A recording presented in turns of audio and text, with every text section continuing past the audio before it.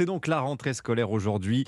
L'an dernier, elle avait lieu, rappelez-vous, sous le sceau de la crise sanitaire encore. Et ben cette année, c'est sous celui de la crise du recrutement des enseignants. Nous sommes en ligne avec Bruno Bobkiewicz. Bonjour à vous, Bruno.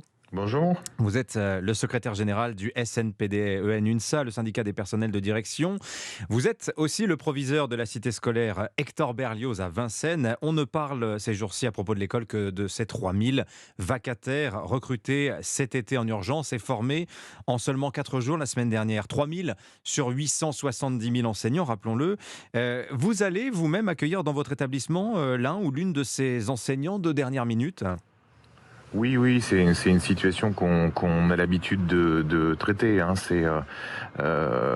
Oui, tous les ans, on accueille des nouveaux personnels, que ce soit des professeurs stagiaires, des professeurs contractuels qui débutent. Mhm. Ça fait partie de notre métier d'accueillir et d'accompagner ces nouveaux collègues. Oui, il y a cette fixation sur ce statut de contractuel, Bruno Bobkiewicz, avec, on peut le dire, une forme de stigmatisation. On voit aussi des enseignants titulaires s'indigner que peut-être ces nouveaux contractuels leur passent devant. Qu'est-ce que ça vous inspire, vous, cette rentrée sous le signe des débats autour du statut des enseignants? Bon, je pense qu'il faut déjà pas tomber dans la caricature de contractuel égale incompétence, hein. On a trop souvent entendu ça ces derniers jours et ce qui est proprement scandaleux, hein. Vous avez des professeurs contractuels qui ont le même niveau de compétence que les autres. La différence, c'est qu'à ce stade n'ont pas le concours.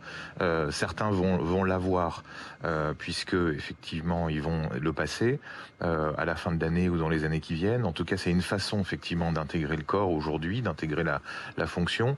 Je comprends la polémique. Maintenant, il y a un besoin aujourd'hui, il y a une réalité, c'est que il y avait des places de concours qui sont restées vacantes et donc il faut trouver des solutions pour permettre aux élèves de recueillir un enseignement. Et donc, c'est la seule façon à ce stade, dans cette situation, de traiter le problème. Alors, On peut le justement. regretter, mais là, à ce stade, il n'y a pas le choix. Alors justement, expliquez-nous, Bruno Bobkiewicz, de l'intérieur, pourquoi, selon vous, le plus beau métier du monde, comme disait récemment Papendia et le ministre de l'Éducation, le métier de prof, pourquoi a-t-il autant de mal à attirer des vocations de nos jours? Il y a plusieurs difficultés. Il y a évidemment la question de la rémunération, hein, qui est un sujet qui a également beaucoup été évoqué ces derniers temps. Il y a la question des conditions d'exercice du métier. Il y a les questions des perspectives de carrière. Il y a la question du niveau de recrutement qui potentiellement peut être également réinterrogé. Alors Hein, on a attendez, longtemps. détaillons un petit peu, parce que vous dites par exemple les perspectives de carrière. Rester prof toute sa carrière, c'est jugé repoussoir selon vous aujourd'hui? Alors il y a à la fois ça, il y a à la fois la question géographique, hein. On entendait hier sur une autre radio un jeune professeur qui démissionnait parce qu'il ne pouvait pas retourner dans sa province. Donc voilà, la perspective de carrière aussi, c'est potentiellement l'évolution géographique. Hein. Vous avez plein d'enseignants qui aujourd'hui débutent dans une région qu'ils n'ont pas souhaité. Hein. Je pense à l'Île-de-France en particulier, où Créteil et Versailles accueillent beaucoup de néo-titulaires. Donc ils sont déconnectés de leur ville natale, et donc ça les met en difficulté. Ils souhaiteraient repartir, hein, et on voit bien que sur cette question, on a une problématique constante depuis des années. Oui. Voilà. Donc, et puis il y a la question de l'évolution salariale, hein, qui également est un paramètre dans les perspectives de carrière. On peut intégrer ça dans cette notion générale. Alors d'ailleurs, c'est lié à ce que vous disiez, la question du niveau attendu des enseignants. Est-ce qu'il est trop élevé? Papendia, et encore lui, se fait ouvertement cette réflexion. Est-ce nécessaire de recruter des enseignants à bac+5, finalement? Je pense qu'il faut mettre ce sujet sur la table. De toute façon, on voit bien que on a longtemps recruté au niveau licence, hein, rappelons-le. On a longtemps recruté d'ailleurs, et c'est une idée qui rejaillit ces derniers temps, juste après le baccalauréat, pour former en école normale les futurs enseignants. Bon voilà, il y a différentes formules qui ont existé. Je pense qu'il faut remettre ça sur la table et réfléchir pour faire en sorte que demain, après-demain, eh bien, il y ait beaucoup plus de candidats au concours. Ça passe aussi par l'image générale donnée de l'éducation nationale. Je crois qu'on respecte aujourd'hui beaucoup moins les enseignants et l'éducation nationale en général. On la critique beaucoup, beaucoup plus que ça n'était à une époque, et c'est objectivement pas forcément justifié, me semble-t-il. Bruno Bobkiewicz, l'école publique française, on le sait, est dans la moyenne basse des pays de l'OCDE en termes de performance, notamment dans le fameux classement PISA.